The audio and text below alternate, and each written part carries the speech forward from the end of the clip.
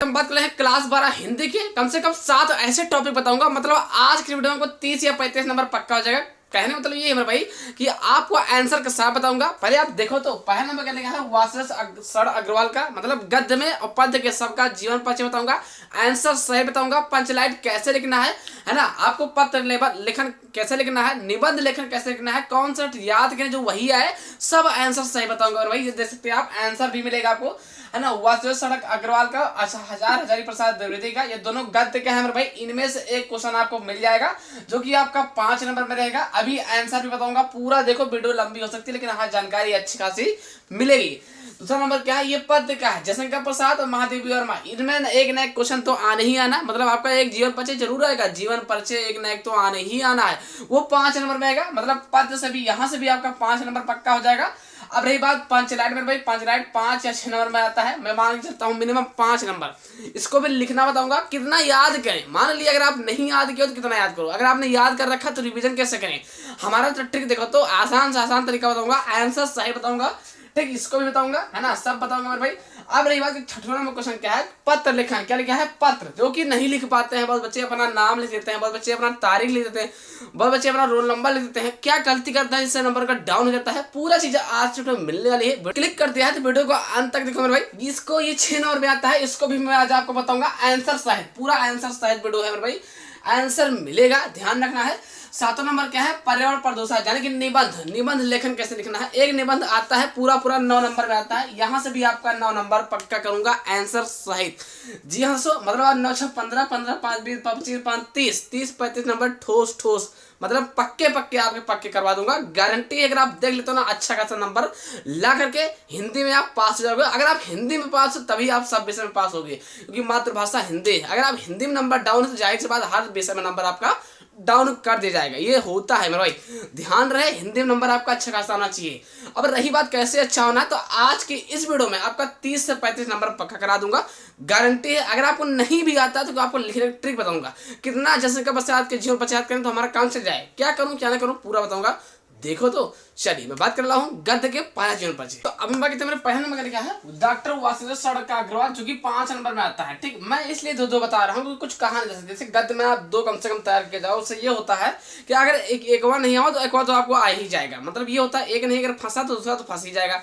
इसीलिए हर बंदा 2 तैयार करके जाता है ना। हम तो 3 तैयार करके गए थे, जब हमारा पेपर हो रहा था तो हम 3 पढ़ करके गए थे। हर गद्य का 3 और पद्य का 3 तैयार किए थे। ठीक, तो तुमको मैं ज्यादा नहीं बोल रहा हूँ, 2 तैयार ही करना पड़ेगा। ठीक, देखो लिखना क्या है, वासुदेव सर अग्रवाल जी का जन्म सन 1904 ईस्वी। क्या लिखा है, सन 1904 ईस्वी में मेरठ जनपद के खेड़ा नामक गांव में हुआ था। इनके माता पिता लखनऊ में रहते थे। लखनऊ मतलब यही 4 बाग लखनऊ, लखनऊ 4 बाग जंक्शन स्टेशन, यार यही जो अपना लखनऊ है मेरे भाई। इनके माता पिता लखनऊ में रहते थे, अतः इनके बचपन लखनऊ में व्यतीत हुआ और यही इनकी प्रारंभिक शिक्षा भी हुई। मतलब लखनऊ में ही सारा खेल हुआ है। ये लखनऊ 4 बाग जहाँ सीएम जी बैठते हैं, ठीक है ना। प्रारंभिक शिक्षा मतलब क्या, शुरुआती शिक्षा, जैसे कक्षा 1 कक्षा 2, है ना, शिक्षा भी यहीं पर हुई, मतलब लखनऊ में हुई। वही लिखा है कि और यही इनकी प्रारंभिक शिक्षा हुई। इन्होंने काशी हिंदू विश्वविद्यालय से एमए जैसे बोलते हैं, मास्टर व आस्टर, इन्होंने काशी हिंदू विश्वविद्यालय से एमए तथा लखनऊ विश्वविद्यालय से पाणिनि कालीन, है ना, भारत नामक शोध प्रबंधक पर डीएलएड की उपाधि प्राप्त की। सांस्कृतिक एवं अंग्रेजी भाषाओं, भारतीय संस्कृति और पुरातत्व का गहन अध्ययन किया। गहन अध्ययन तथा अच्छे से पढ़ा इन्होंने, ठीक, गहन अध्ययन करके उच्च कोटि के विद्वान के रूप में प्रसिद्ध प्राप्त की और काशी हिंदू विश्वविद्यालय में पुरातत्व एवं प्राचीन इतिहास विभाग के अध्यक्ष और बाद में आचार्य पद को सुशोभित किया। इनका मृत्यु, ध्यान रखना, इनका मृत्यु कब हुआ है, 1967 ईस्वी को परलोक सिधार गए। अब आपको इतना लिखने के बाद 5 नंबर नहीं दिया जाएगा मेरे भाई, ये है यूपी बोर्ड, यहाँ पर होता है खेल ये है कि आपको भी 5 नंबर नहीं मिलेगा।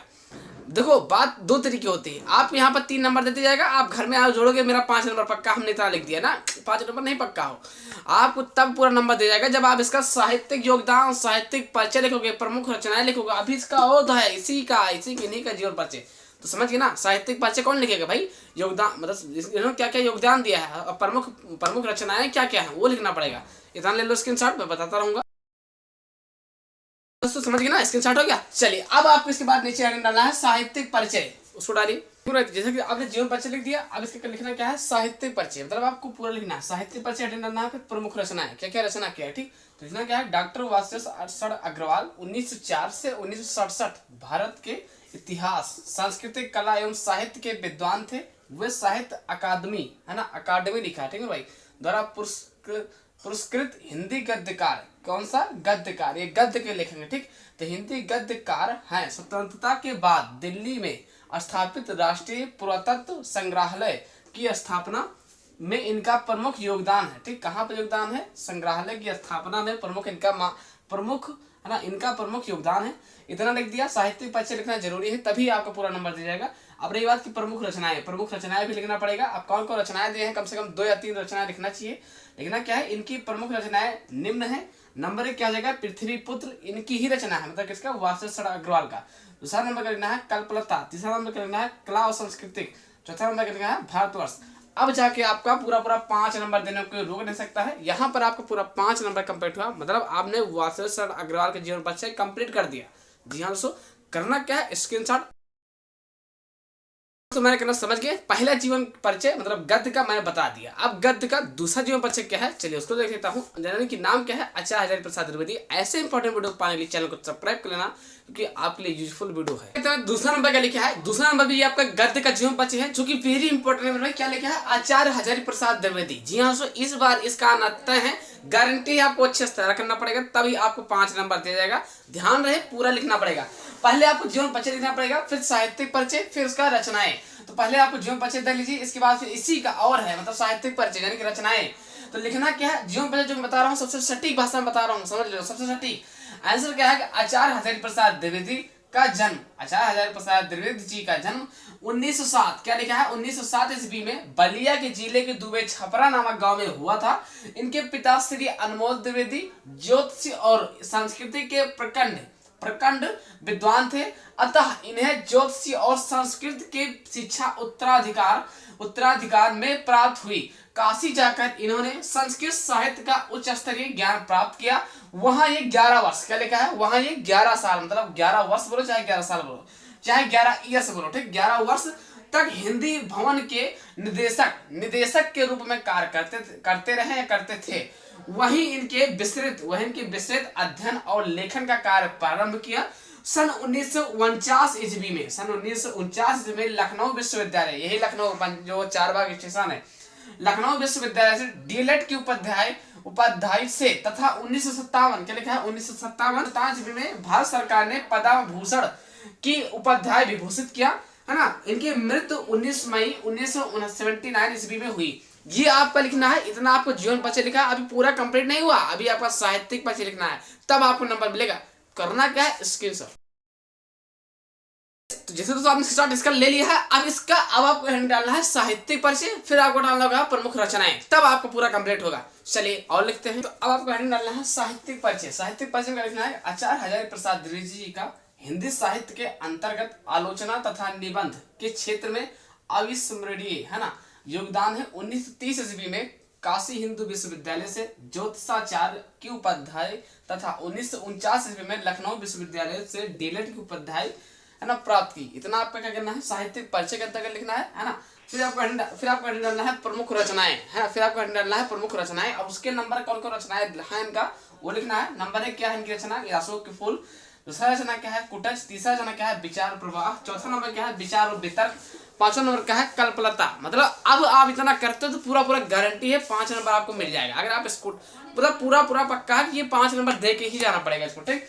यहाँ से आपका 5 नंबर पक्का होगा। यानी कि दूसरा नंबर आपको गद्य का जीवन परिचय बता दिया, स्क्रीनशॉट लेना है, ताकि अभी हम पद्य के बताएंगे, ठीक। चलिए स्क्रीनशॉट। तीसरा नंबर क्या है, ये पद्य का जीवन परिचय है। पद्य का यानी कि जयशंकर प्रसाद, जो कि वेरी इंपॉर्टेंट क्वेश्चन है मेरे भाई, ठीक, ध्यान रखना है, ये आएगा पहली बात। अब आप करना क्या है, जीवन परिचय लिखना है, उसके बाद साहित्यिक परिचय, फिर उसके बाद आपको लिखना है प्रमुख रचनाएं। लिखना क्या है, जयशंकर प्रसाद जी का जन्म, जो मैं जीवन परिचय दिखा रहा हूँ, मतलब जो आपको मेरे सामने लिखा रखा देख रहे हो ना, ये सबसे सटीक भाषा में। अगर आप क्वेश्चन पर किताब में जाओगे तो और याद करना पड़ेगा। इससे आसान आप अगर करते हो तो 5 नंबर नहीं दिया जा सकता है, ठीक, क्योंकि अगर एग्जामिनर के ऊपर है ना। अगर भाई इससे आसान नहीं लिख पाओगे, क्योंकि हाई स्कूल थोड़ी ना इंटर है। ध्यान रखना है, क्या रखना है, जयशंकर प्रसाद जी का जन्म काशी के एक प्रतिष्ठित वैश्य परिवार में सन 1889 ईस्वी में हुआ था। इनके पिता का नाम देवी प्रसाद था। ये तंबाकू के प्रसिद्ध व्यापारी थे। कौन सी चीज के व्यापारी थे? तंबाकू के प्रसिद्ध व्यापारी थे। बचपन में ही पिता की मृत्यु हो जाने से ही प्राइमरी शिक्षा घर पर हुई। घर पर ही इन्होंने हिंदी, अंग्रेजी, संस्कृत, उर्दू, फारसी का गहन अध्ययन किया। ये बड़े मिलनसार, हंसमुख तथा सरल स्वभाव के थे। इनका बचपन बहुत सुख से बीता, किंतु उदार प्रकृति तथा दानशीलता के कारण ये ऋण हो गए। अपनी पैतृक संपत्ति का कुछ भाग बेचकर इन्होंने ऋण से छुटकारा पाया। इनका मृत्यु है ना छुटकारा पाया। इनका जो मृत्यु कहाँ हुई? 1937 ईस्वी में अल्पावस्था में ही क्षय रोग से ग्रस्त होकर स्वर्ग सिधार गए। मैं जो आपको जीवन परिचय लिखा हुआ आप देख रहे हो ना, ये सबसे आसान भाषा मतलब सबसे कम में लिखा हूँ मैं। अगर आप क्वेश्चन बैंक किताब से याद करोगे तो काफी कठिन होगा। अगर आपको जो कठिन होगा, अगर आपको आ रहा है तो अच्छी बात, उसी को रखिए तैयार। बट मैं जो बता रहा हूँ उसको भी देख लेना, उससे कर देना। तो मैंने आपको जीवन परिचय बता दिया। अब इसका साहित्यिक परिचय लिखना है, प्रमुख रचनाएं लिखना है, तब आपको 5 नंबर मिलेगा मेरे भाई। क्या करना है? साहित्यिक परिचय। मतलब आपको जीवन परिचय लिख गया, अब लिखना साहित्यिक परिचय। अब इसके अंदर लिखना है श्री जयशंकर प्रसाद छायावाद के प्रवर्तक, उन्नयक ठीक तथा प्रतिनिधि कवि होने के साथ साथ युग प्रवर्तक, नाटककार, कथाकार तथा उपन्यासकार भी थे। जयशंकर प्रसाद छायावाद युग के सर्वश्रेष्ठ कवि हैं। प्रेम और सौंदर्य इनके प्रमुख विषय है। प्रेम और सौंदर्य इनका जो है प्रमुख मतलब इनका मुख्य विषय है। अब आपको हेडिंग करना है प्रमुख कीर्तियां या प्रमुख रचनाएं। पहला क्या है? चंद्रगुप्त, सकंदगुप्त, अजातशत्रु, आकाशदीप, ठीक, इंद्रजाल, आंधी, कंकाल, तितली, इरावती। कम से कम 2-3 तो रखना पड़ेगा। चंद्रगुप्त, सकंदगुप्त, अजातशत्रु, ये 3-4 ठो याद कर लेना। हाँ, लिख करके आज लिख देना। ठीक, मतलब आपको जयशंकर प्रसाद जीवन परिचय बता दिया, उसका साहित्य परिचय बता दिया, प्रमुख कीर्ति बता दिया। अब आपको पूरा 5 नंबर यहाँ से मिलना तय है। स्क्रीनशॉट हम बात करता हूँ चौथा जीवन परिचय क्या लिखा है? महादेवी वर्मा जी का जन्म, जो काफी इंपॉर्टेंट है। ये मान चलिए वेरी इंपॉर्टेंट, ये आने के चांसेस 90% से ज्यादा है। ठीक, आंसर की बात क्या लिखा है? महादेवी वर्मा जी का जन्म फर्रुखाबाद सन 1907 ईस्वी में। ठीक, क्या लिखा है? फर्रुखाबाद 1907 ईस्वी में होलिका के दहन के दिन हुआ था। इनके पिता श्री गोविंद प्रसाद वर्मा भागलपुर के एक कॉलेज में ना प्रधानाचार्य थे। इनकी माता हेमरानी परम विश्व धार्मिक महिला थी। ठीक, जो कि ऑलरेडी आप देख रहे हो। एवं नाना ब्रजभाषा के अच्छे कवि थे। नाना ब्रजभाषा के अच्छे कवि थे। इनकी प्रारंभिक शिक्षा इंदौर में हुई। इनकी प्रारंभिक शिक्षा शुरुआत हुई जो शिक्षा इंदौर में, और उच्च शिक्षा प्रयाग में हुई। ठीक, संस्कृत से एमए उत्तीर्ण करने के बाद ये प्रयाग महिला विद्यापीठ के है ना में प्रधानाचार्य हो गई। इनका विवाह 9 वर्ष की अल्प आयु में ही हो गई। ठीक, तथा इनके पति श्री रूपनारायण सिंह, इनके पति थे वो क्या थे? रूपनारायण सिंह, एक डॉक्टर थे, है ना। तथा इनका मृत्यु 11 सितंबर 1987 ईस्वी में हुई। अगर आप इतना आपने जीवन परिचय लिखा है, सबसे सटीक भाषा में लिखा है, इससे आसान आपको कहीं नहीं मिल पाएगा। इतना आसान लिखा हूँ। ठीक, इतना लिखने के बाद अब आपको डालना है साहित्यिक परिचय, प्रमुख कीर्तियां। इतना तो पहले आप हेडिंग ले लो, फिर उसके बाद बताएं।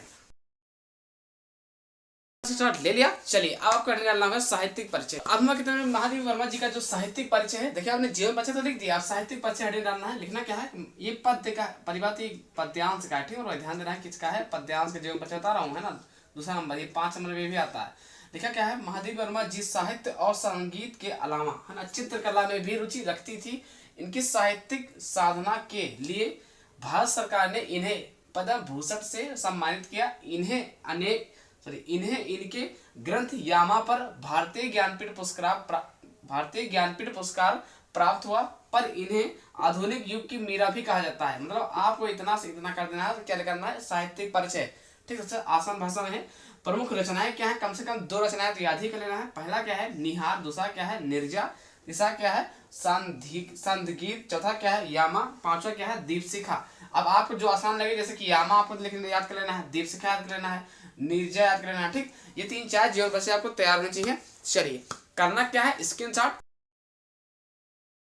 स्टार्ट ले लिया होगा। मतलब आज के वीडियो में आपको 4 महत्वपूर्ण जीवन परिचय बताया, 2 गद्यांश के, 2 पद्यांश के। दोनों मेरे भाई 5-5 नंबर में आते हैं। एक मतलब 4 क्वेश्चन में 1-2 क्वेश्चन पूछा जाएगा। ठीक, ध्यान रहे, ये आएंगे जरूर, इंपॉर्टेंट है, इससे आसान और कोई नहीं बताएगा। करना क्या? स्क्रीनशॉट आप ले ही लिया होगा। चलिए अब बात करता हूँ 5वां टॉपिक क्या है। अब हम बात करते हैं पंचलाइन, जो कि 5 नंबर में आता है। ये कहानी है, इसे आपको रटना नहीं है, कुछ समझ के चलना है। काफी इंपॉर्टेंट है, पूरा 5 नंबर में आता है। ये आएगा, हर बार आता है, कई ऐसा साल नहीं जो नहीं आया है। 2013, 12, 14, 21, 22, 23, 24, 25 लगातार आया हुआ क्वेश्चन है। इस बार भी यही क्वेश्चन आएगा। कहानी है तो आएगा 5 नंबर, पूरा फिक्स है। ध्यान रहे, पूरा जो बच्चा लिखता है उसी को 5 नंबर मिलता है, जो आधा अधूरा छोड़ता है उसको 3 नंबर दे दिया जाता है। ध्यान रहे, पूरा लिखना है अच्छी राइटिंग के साथ। लिखना क्या है, हेडिंग डालना है पंचलाइट, जो कि 5 नंबर में आता है। लिख के ले लो कि इस बार भी आएगा। लिखना क्या है कि पंचलाइट रेणु जी की आंचलिक कहानी है। कहानी में बिहार के पिछड़े गांव के परिवेश का एक सुंदर चित्रण प्रस्तुत किया गया है। इस कहानी में क्या है लिखा है कि गांव के परिवेश का सुंदर चित्रण प्रस्तुत किया गया है। अब मेन चीज यहाँ शुरू होता है। उन्होंने रामनवमी के मेले में पेट्रोमाक्स खरीदा, जिसे वे पंचलाइट कहते हैं। ठीक, पंचलाइट को ये सीधे साधे लोग, मतलब जो सीधे साधे लोग सम्मान की चीज समझते हैं, ठीक, सम्मान की चीज समझते हैं।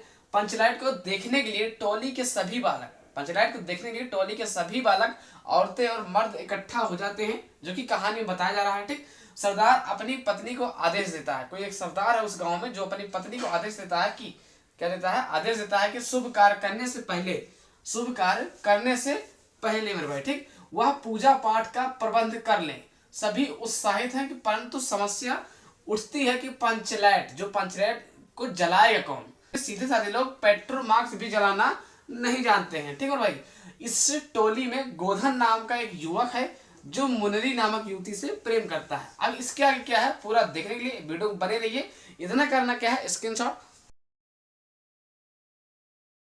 ले लिया। अभी पंचलाइट पूरा नहीं हुआ, अभी और लेकिन यहाँ का 6 लाइन मेरे भाई गारंटी। देखो नंबर 5 नंबर तभी मिलेगा जब आप पूरा लिखोगे, नहीं आपको 3-4 नंबर दे जाएगा। बाकी आप जोड़ते रहो, हमारा 5 नंबर पक्का, हमारा 6 नंबर पक्का ना मिलेगा तुमको हिसाब से ही नंबर, क्योंकि ये कहानी फिक्स है कि ये आएगा तो आएगा, तो अच्छे से तैयार करो।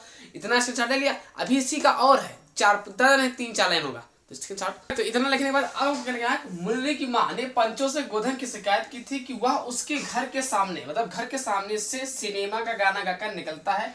इस कारण पंचों ने उसे जात से निकाल रखा है। मुरली को पता है कि गोधन पंचलाइट को जला सकता है।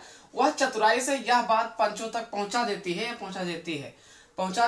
देता है नहीं, ठीक।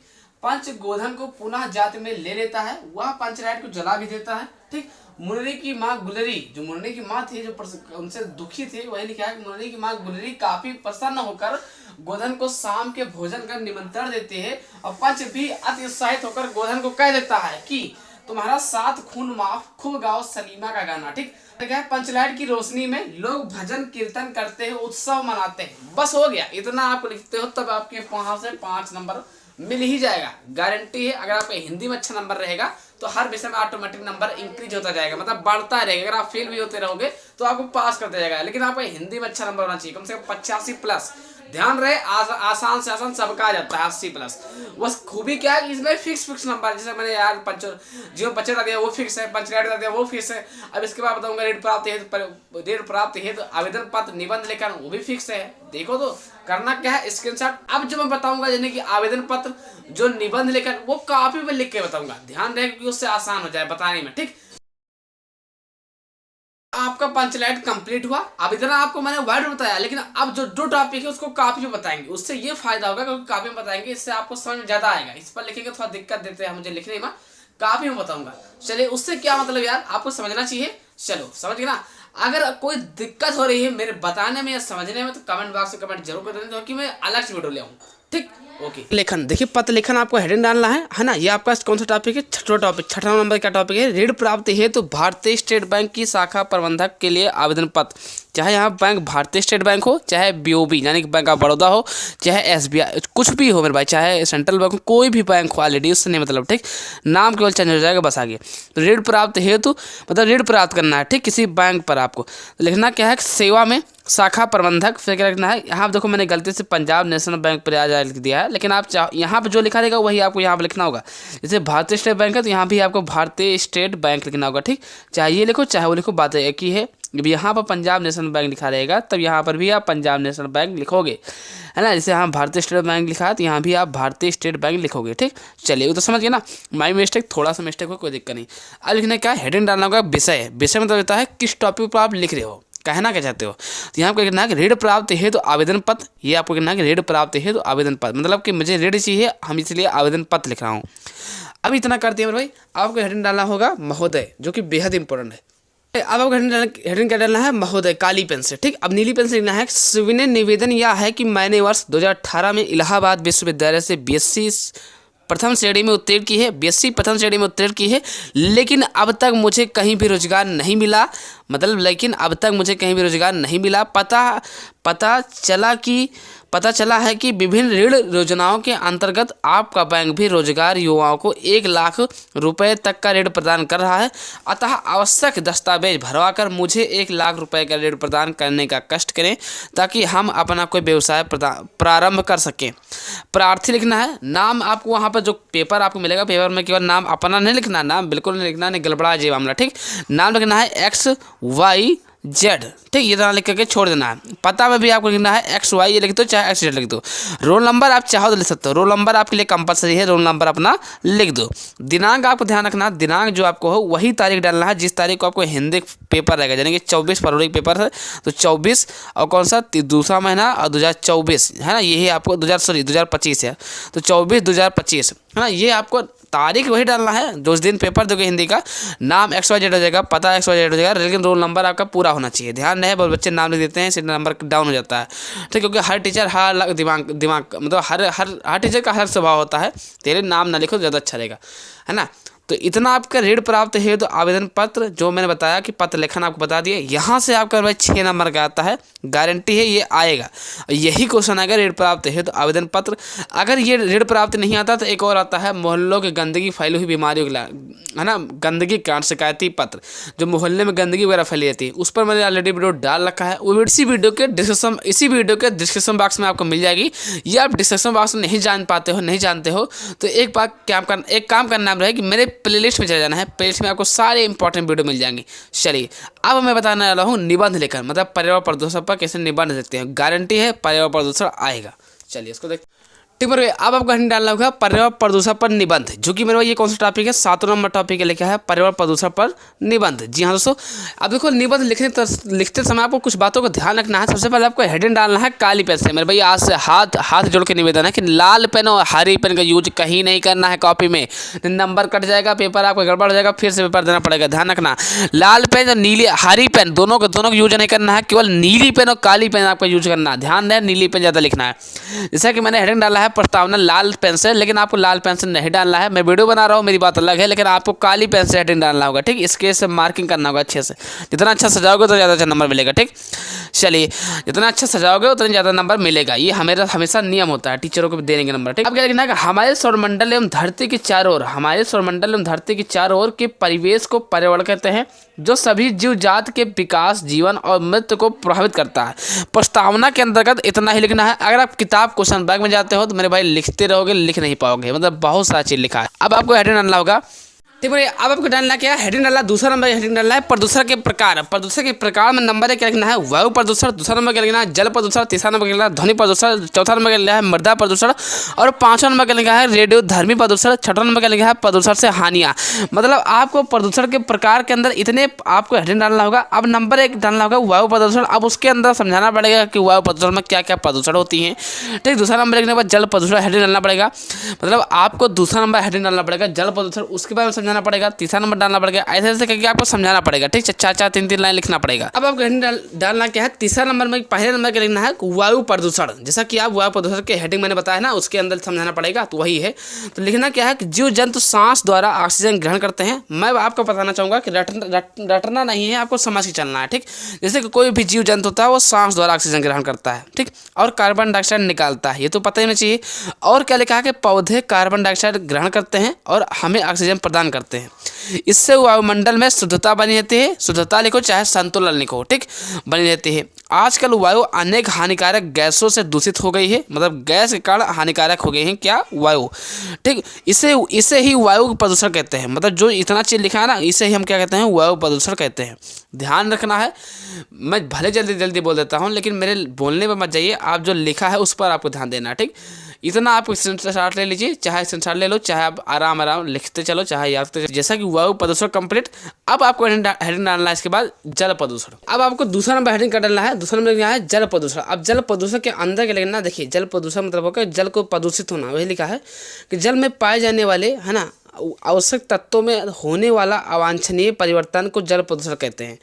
फिर क्या कहना है कि जल को ही जीवन कहा जाता है। इससे इसके बिना जीव जंतु और पेड़ पौधों का भी अस्तित्व नहीं है। फिर भी बड़े बड़े नगरों के गंदे नालों और सीवर नदियों के जल में आकर मिला दिए जाते हैं। इससे हम जल प्रदूषण कहते हैं। जैसे कि जल ही जीवन है, जैसे आपने देखा होगा ट्रक वगैरह में लिखा होता है जल ही जीवन है, तो चाहो तो एक लाइन और लिख दो कि जल ही जीवन है। उससे ये फायदा रहेगा कि आपका काफ़ी भर रही है, ठीक, आपका नंबर बढ़ता रहेगा। जल प्रदूषण लिख दिया। चलिए अब तीसरा नंबर क्या लिखना है कि ध्वनि प्रदूषण। नंबर क्या लिखना है कि ध्वनि प्रदूषण। अब ध्वनि प्रदूषण का मतलब कहता है कि ध्वनि के ज़्यादा उत्पन्न होना ध्वनि प्रदूषण कहलाता है ना। जैसे क्या लिखा है कि आवश्यकता से अधिक ध्वनि का होना ध्वनि प्रदूषण कहलाता है। अत्यधिक ध्वनि प्रदूषण आज की नई समस्या है, जैसे कि मोटर, कार, मशीनें तथा लाउड स्पीकर, मतलब वो है डीजे, ठीक। लाउड स्पीकर ध्वनि के संतुलन को बिगाड़ रहा है। ये बिगाड़ कर ध्वनि प्रदूषण उत्पन्न करते हैं। बस इतना हो गया। मतलब अगर साफ साफ भाषा में लिखा जाए तो एक लाइन और लिख देना, ध्वनि का है ना प्रदूषित होना ही ध्वनि प्रदूषण कहलाता है। जैसे कि लाउड स्पीकर, मशीनें आजकल के समय में काफ़ी ध्वनि उत्पन्न करते हैं, इससे हम ध्वनि प्रदूषण कहते हैं। अब चौथा नंबर टॉपिक डालना है मृदा प्रदूषण, है ना। जैसे कि भाई हर प्रदूषण जब तक आप पूरा कंपेयर नहीं करोगे, जब तक आपको नंबर थोड़ी मिलेगा, क्योंकि 9 नंबर कहता है यार, ऑटोमेटिक छोटा मोटा खेल नहीं है, 9 नंबर का है, मोटा अमाउंट है। लिखना क्या है मृदा प्रदूषण। लिखना क्या है कि मिट्टी में होने वाले प्रदूषण को मृदा प्रदूषण कहते हैं, है ना। मिट्टी में जो होने वाले प्रदूषण होते हैं उसे मृदा प्रदूषण कहते हैं। मिट्टी में होने वाले प्रदूषण को मृदा प्रदूषण कहते हैं। यह मुख्यतः कृषि में अत्यधिक रोगनाशी, कीटनाशी तथा रसायनों का उपयोग करने पर मृदा प्रदूषण होता है। चलिए इतना कंप्लीट। अब आपको हेडिंग डालना होगा रेडियोधर्मी प्रदूषण है। रेडियोधर्मी प्रदूषण। अब इसके अंदर क्या लिखना है कि आज के युग में वैज्ञानिक परीक्षण का जोर है, मतलब वैज्ञानिक परीक्षण का जोर है। जैसे कि परमाणु परीक्षण निरंतर होते ही रहते हैं, अनेक प्रकार से जीवन की क्षति पहुंचाते हैं, क्षति मतलब नुकसान पहुंचाते हैं, है ना। अनेक प्रकार से जीवन की क्षति पहुंचाते हैं। अब चाहें तो हम और चाहें 2-4 लाइन लिख दें, लेकिन हम कहा काफ़ी भरने से क्या मतलब इतना लिखो, इतने बच्चों को बताओ। इतना अगर आप लिखते हो तो यहाँ से नंबर उतना मिलेगा, ठीक। ज़्यादा भरने से कोई मतलब नहीं। छठा नंबर क्या लेना है प्रदूषण से हानियाँ क्या क्या होती हैं, ठीक। तो लिखना क्या है मेरे भाई कि बढ़ती हुई जनसंख्या और औद्योगिकीकरण मतलब क्या, फैक्ट्रियाँ ने प्रदूषण की समस्या पैदा कर दी हैं। कारखानों के धुएं से विषैले कचरे के बहाव से तथा जहरीली गैस और इस प्रदूषण से मनुष्य जानलेवा बीमारियों का शिकार रहते हैं। ये छठवां टॉपिक है, इसके अंदर ये लिखना है। अब लिखना, जब प्रदूषण की हानियाँ लिखी हो तो जाहिर सी बात प्रदूषण की समस्या भी लिखना पड़ेगा। जब प्रदूषण से हानियाँ की हेडिंग आपने डाल दिया है तो जाहिर सी बात कि प्रदूषण से समाधान की हेडिंग जरूर डालना पड़ेगा आपको। समाधान कैसे कैसे होता है, ठीक। समाधान मतलब कहा कैसे बचाव करें प्रदूषण से। आपको हेडिंग डालना है प्रदूषण से समाधान, वही से प्रदूषण से प्रभाव या प्रदूषण से बचाव करना है, मतलब वही समाधान है, ठीक। समाधान तो लिखना क्या है, वातावरण को प्रदूषित होने से बचाने के लिए या बचाने के लिए वृक्षारोपण करना चाहिए, ज़्यादा से ज़्यादा वृक्ष का लगाना चाहिए, है ना। दूसरी ओर वृक्षों के अधिक कटाव पर रोक लगानी चाहिए, मतलब कि वृक्ष नहीं कटने देना चाहिए। हाँ, जो भी वृक्ष कट रहे हैं किसी भी कारणवश की वजह से उसको कटाव पर रोक लगानी चाहिए। लेकिन अपने स्वार्थ के लिए वृक्ष का अंधाधुंध कटाई कर रहा है। मनुष्य का सौर ऊर्जा, वायु ऊर्जा, बायोगैस में ध्यान दे रहा है। मतलब ये हुआ, मैं आपको ऐसे बना के कहना है कि वायु का होना बहुत अति आवश्यक है। वायु पर वृक्ष के कटाव से बचना चाहिए, है ना। जितने ज़्यादा वृक्ष नहीं कटेगा उतने ज़्यादा हमारा प्रकृति का संतुलन बना रहेगा, है ना। वायु से, है ना, मतलब आप बना के भी लिख सकते हो, कोई ऐसी बात नहीं है। पर ध्यान है कि हेडिंग जो है वो सही होना चाहिए, समझ गए ना मेरे भाई। हेडिंग तो आपका इस तरह से होना चाहिए ना। अब कोई प्रकार की दिक्कत हो मेरे भाई तो कमेंट बॉक्स से कमेंट कर सकते हो। कल कैसी वीडियो चाहिए ये भी बता देना, ठीक। आशा करता हूँ वीडियो देख करके समझ गए। अगर समझ गए तो प्लीज़ एक लाइक कर देना यार, लाइक करके चैनल को सब्सक्राइब करना है और शेयर वगैरह कर देना है। फिर मिलते हैं किसी नेक्स्ट वीडियो, तब तक के लिए जय हिंद, वंदे मातरम। कल कैसी वीडियो चाहिए जरूर बता देना।